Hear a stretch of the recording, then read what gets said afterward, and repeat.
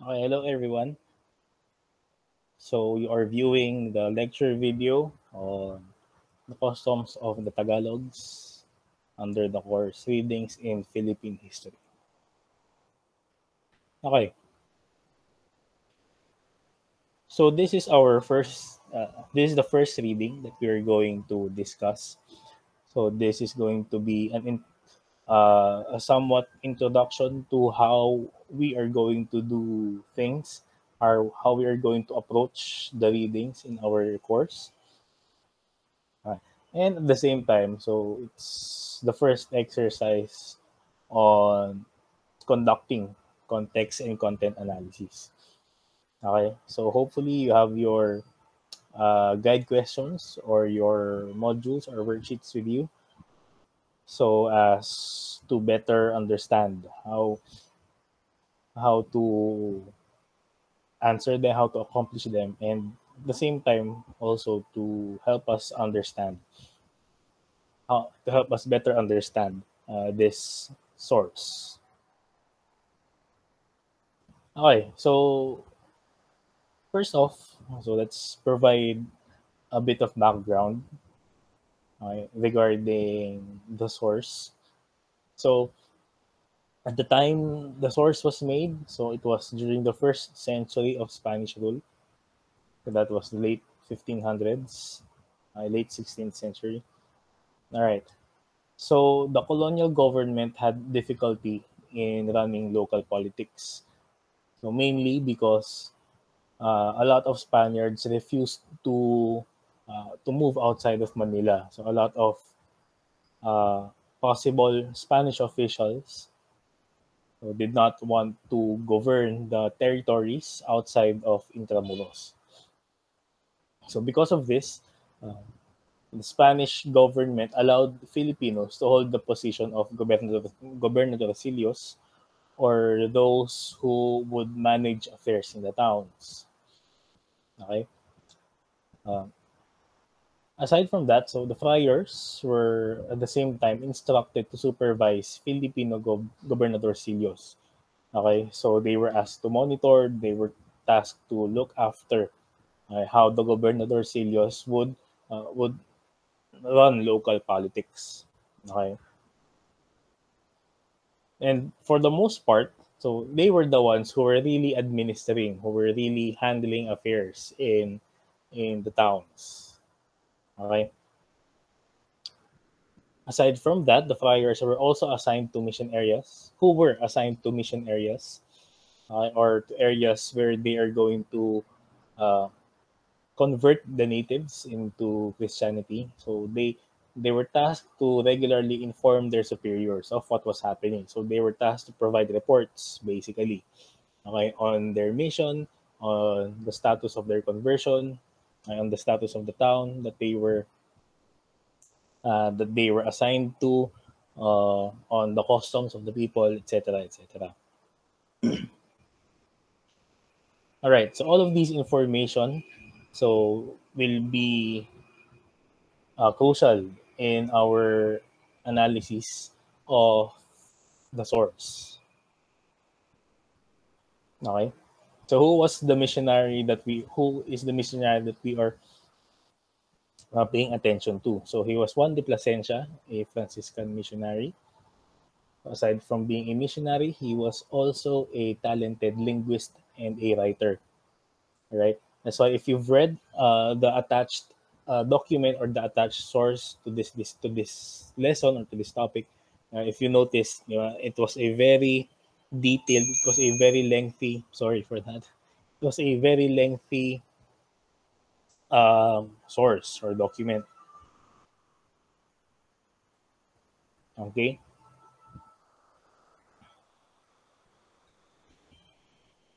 All right. So he was also one of the first missionaries in the Philippines. So he arrived in the Philippines by the 1570s.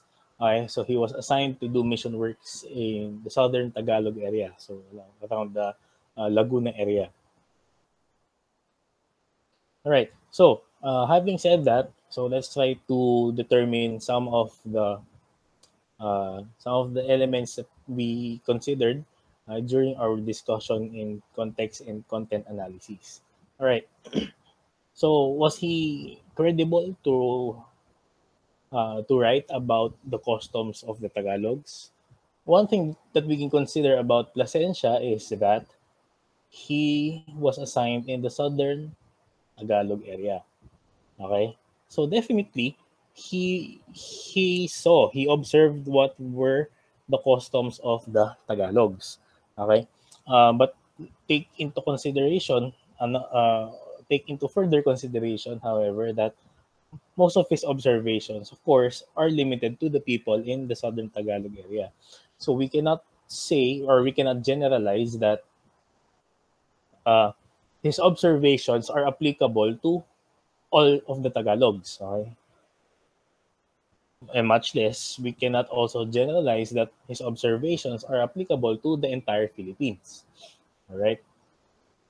So it's important to remember that. Hmm. Okay. So, was he credible? Then we can say that he has credibility in writing about the customs because well, he was there. He was assigned uh, to do missionary work in the Tagalog area, southern Tagalog area. Therefore, he was in contact with the Tagalogs. Okay, but of course, uh, the most credible people to talk about the customs of the Tagalogs are, of course, the Tagalogs themselves.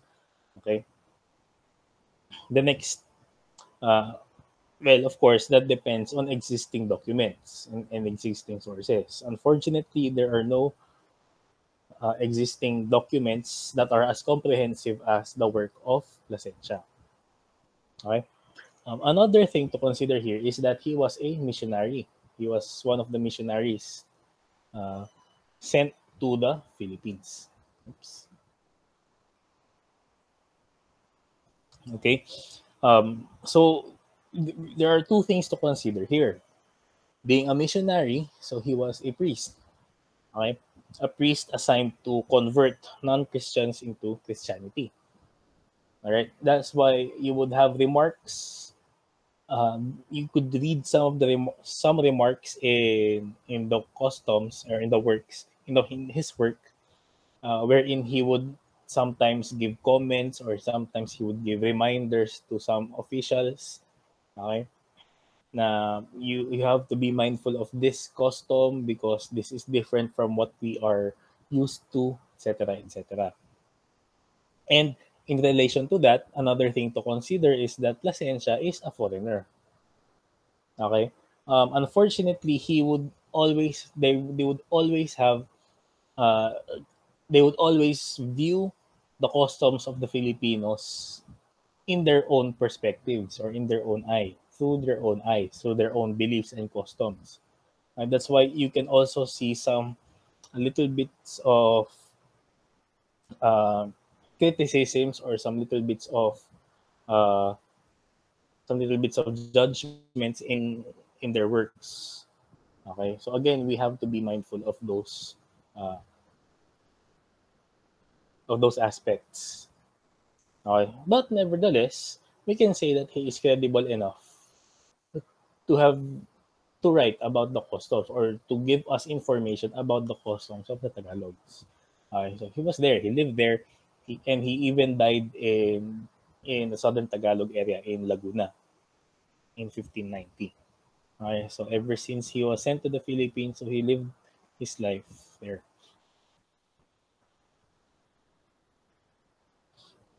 Now, why could he have written a work or the customs of the Tagalogs? Okay, so we can use some information that was given in the background, particularly in the second bullet, where the colonial government had difficulty in running local politics. Okay. Uh, so through the works or through the reports of the friars who were assigned in their missions, okay, so the information that they are providing through their reports can definitely help the colonial government in administering local affairs in the colony. Okay. Again, that's why you can see some remarks in the customs where Plasencia is reminding the readers, either his superiors, to be mindful of certain customs of the Tagalogs, because again, those are customs that are different from the Spaniards, and they have to be mindful of them in order for them to administer affairs, administer affairs, administer affairs properly. Okay.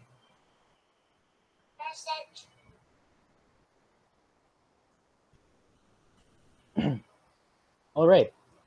So moving on. So again, so was he credible? So again, we can say that he is credible enough uh, to present us some information about the customs of the Tagalogs. All right. So what can we say about the source or the document itself? Okay. So we can, for the purpose of this discussion, so let us summarize the contents into three. Of course, there are other ways of how we can look at it, but again, for the purpose of this discussion, okay, and to emphasize how we do content analysis, okay, in our course. So we focus on these three points. Okay. First is that Tagalog society was organized into a barangay, which were independent from one another and had a hierarchical class system. Second point is that Tagalogs already had an existing political system, economic, and social practices. Third point is that the Tagalogs have their own religious and supernatural beliefs. All right. So what made me arrive at these points? Okay. First point. All right. So we said that the Tagalog society was organized into a barangay, which were independent from other barangays and had hierarchical class system. Okay. So to emphasize this, so we here are some of the exact statements, well, of the translated statements of Plasencia. Okay. So he said that there were many of these barangays in each town. So basically, so in a town or uh, in a geographic setting, so there are many barangays, right? Or at least on account of wars, they did not settle far from one another. So again, the geographic aspect is there. Diba? So the barangays are settling not far from each other. But however, they are not subject to one another except in friendship and relationship.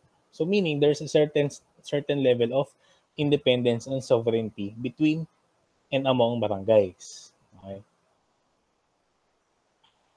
Of course, now they have alliances in some sorts. So because of the statement, they're in friendship and relationship. And if you've read uh, throughout, so you can also notice some of the practices or activities wherein a certain barangay would require the help of another barangay.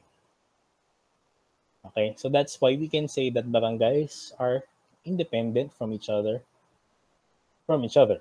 Yeah. How can we say that they had a hierarchical class system? All right. Among others, among Plasencia's statements, so we took this one.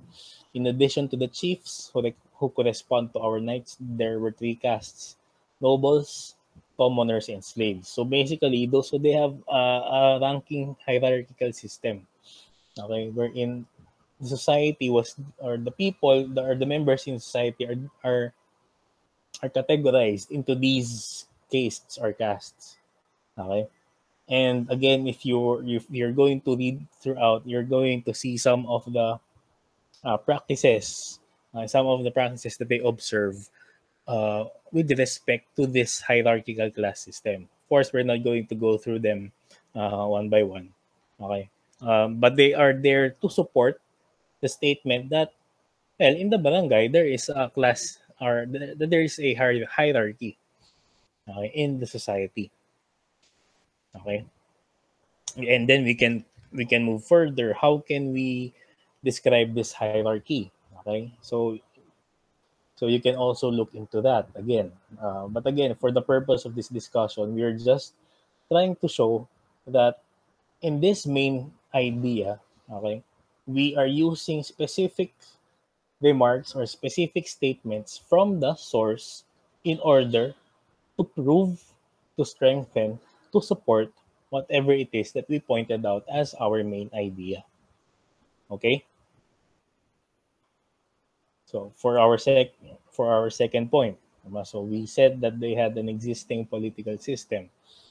So how can we say that they had, or how did I arrive at the point that they have an existing political system? Okay, so again, here are the specific statements of Plasencia. These people always had chiefs, called by them datos, who governed them and were captains in their wars and whom they obeyed and reverenced. So again, they have this concept of a leader in the society. Okay, investigations made and sentences passed by the dato must take place in the presence of those of his barangay. So they have a judicial system, okay, where they determine if a person's actions uh, were violated some of the barangay's policies, and at the same time, we because of that presence, then there is a specific law within the barangay. So again, they had a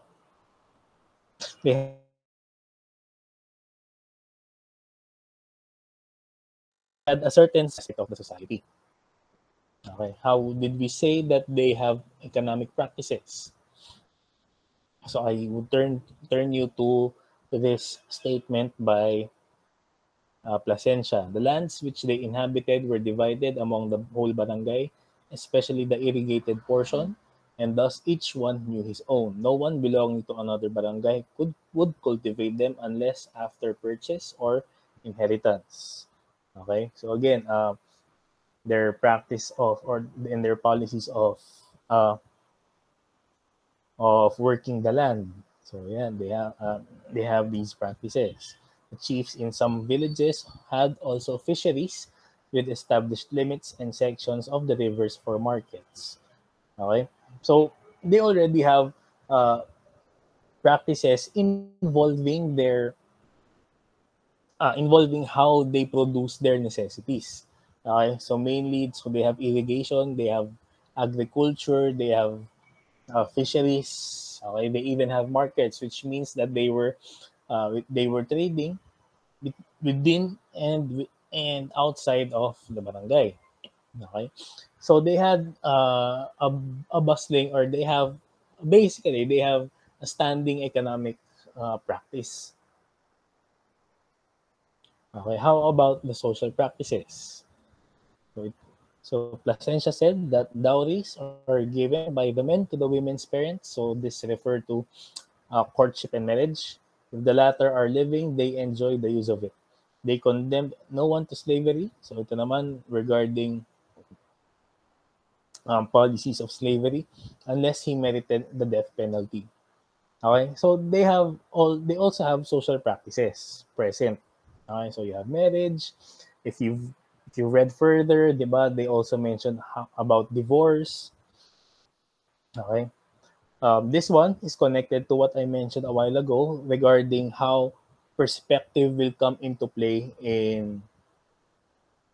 uh, in analyzing these works. And actually, Plasencia made mention of this, that uh, they have to they have to specify the type of slavery that the person they are uh, the type of slavery of the person or of the Filipino that the Spaniards are dealing with, because their concept of slavery, or the European concept of slavery, is very much different from from the Filipinos or the natives concept of pagiging alipin. Okay? So I don't think that it's proper to say that they were slaves, because the alipins and slaves are two different concepts. Okay? Kasi when we talk about slaves, usually it's how we perceive them based from how we see them through different forms of media, or how how we see slavery in the utopian or in the Western context. Okay, especially during your world history, if I'm not mistaken, about the slave trade and slavery.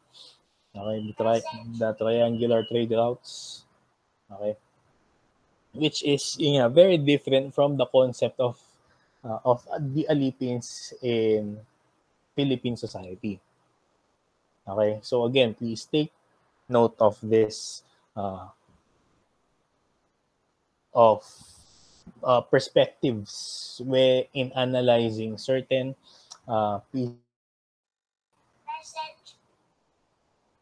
Okay,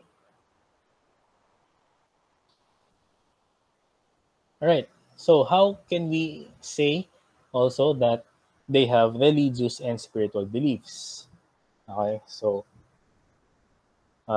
here is from the statement of Plasencia. Among their many idols, there was one called Bathala, whom they especially worshipped. The title seems to signify all powerful or maker of all things, which means that uh, the early Filipinos, the natives of the Philippines, already have their concept of supernatural beings and worship to these supernatural beings, which would be emphasized also in the next statement. Their manner of offering sacrifice was to proclaim a feast and offer to the devil what they had to eat. So again, another consideration wherein the idea of perspective comes into play. Okay, so why did they use the term devil? Okay, so again, remember that Plasencia is a missionary, a Christian or a Catholic missionary, diba? So any other uh, worship to other supernatural beings, diba, are considered paganistic. Okay, so it's devil worshiping, kumbaga. All right, and as Catholics, diba, they do not adhere to that. We do not adhere to that. Okay, that's why the use of the term devil. Okay, so that's why it's important to determine the perspective of the writer. All right, uh, it can help us explain certain remarks in their works. Okay, it can help us why they analyze this, why they analyze the information this way, or why they presented it this way. Okay, it's because they are, of course, they have their own perspectives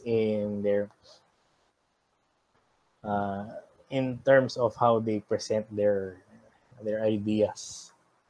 Okay, all right. So basically, we don't really have to do uh, too much analysis. Okay, in this course. All right.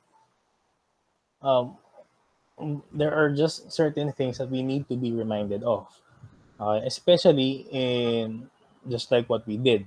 If you're going to claim something, you have to make sure that you can provide basis for those claims, that you can provide supporting evidences or supporting details. All right. So that's why if we're going to summarize the points that I mentioned a while ago regarding the customs, what can we say about the customs or about the Tagalogs through the customs? Okay. Personally, I can say that the Tagalogs already had an existing civilization even before the coming of the Spaniards. Okay.